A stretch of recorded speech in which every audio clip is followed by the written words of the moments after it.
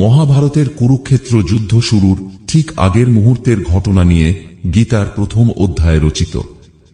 এই অধ্যায়ে এক বীর যোদ্ধার হৃদয়ে জাগা গভীর মানসিক সংকট, নৈতিক দ্বন্দ্ব এবং যুদ্ধের প্রতি তীব্র অনীহার মানসিকতা বর্ণনা করা হয়েছে। কৌরব ও পাণ্ডবদের মধ্যে বহুদিনের রাজ্য সংক্রান্ত বিরোধ চূড়ান্ত পরিণতি নেয় এই মহাযুদ্ধে। পাণ্ডবপক্ষের প্রধান যোদ্ধা অর্জুন যুদ্ধ শুরুর আগে তাঁর সারথী শ্রীকৃষ্ণকে অনুরোধ করেন রথখানি উভয় পক্ষের সেনা দলের মাঝখানে স্থাপন করতে, যেন তিনি দেখতে পারেন কার কার বিরুদ্ধে তাকে অস্ত্র তুলতে হবে।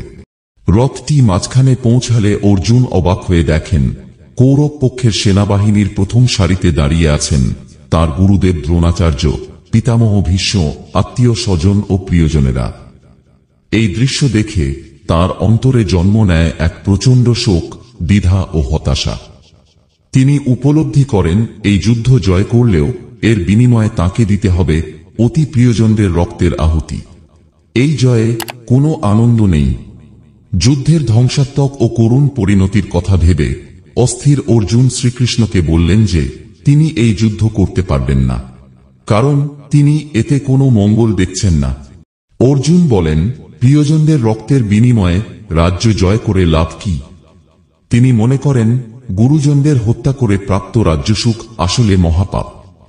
তিনি ভাবেন গুরুদেব, আত্মীয় স্বজন এবং বন্ধুদের হত্যা করে ক্ষমতা বা সম্পদ পাওয়ার চেয়ে বরং গৃহহীন হয়ে ভিক্ষা করে বেঁচে থাকাও ঢের ভালো।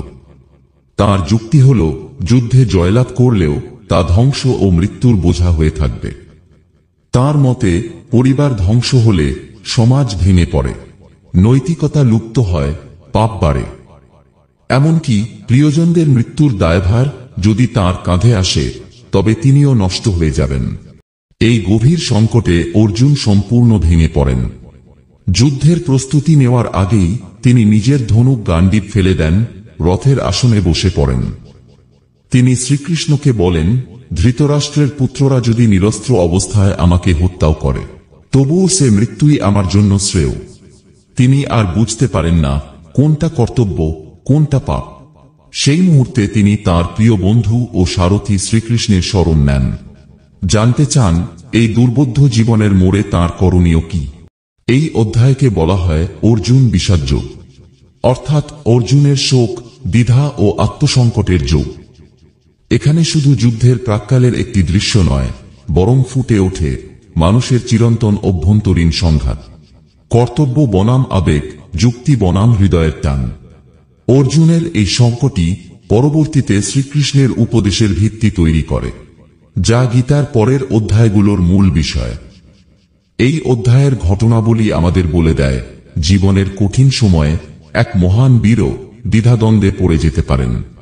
অর্জুনের এই মুহূর্তিক দুর্বলতাই বাস্তব জীবনের প্রতিচ্ছবি, যেখানে আবেগ, দায়িত্ব, সম্পর্ক ও নৈতিকতার মাঝে আমরা হারিয়ে যাই। প্রসঙ্গত উল্লেখ্য, গীতার সমস্ত কথোপকথন ধৃতরাষ্ট্রের কাছে বর্ণনা করে শোনান তাঁর মন্ত্রী সঞ্জয়। ব্যাসদেবের কৃপায় সঞ্জয় লাভ করেছিলেন দিব্যদৃষ্টি, যার ফলে রাজপ্রাসাদে বসেই তিনি কুরুক্ষেত্রের প্রতিটি ঘটনা প্রত্যক্ষ করতে সক্ষম হন। আর ধৃতরাষ্ট্র, যিনি জন্মান্ধ ছিলেন, তিনি এই কথামালার প্রথম শ্রোতা। এই অধ্যায় কর্মযোগের মূল ভিত্তি স্থাপন করে। কর্মের গুরুত্ব, কর্তব্য পালনের প্রয়োজনীয়তা এবং জীবনের বিভিন্ন সমস্যা মোকাবিলা করার জন্য মানসিক দৃঢ়তার প্রয়োজনীয়তা এই অধ্যায়ের মূল উদ্দেশ্য।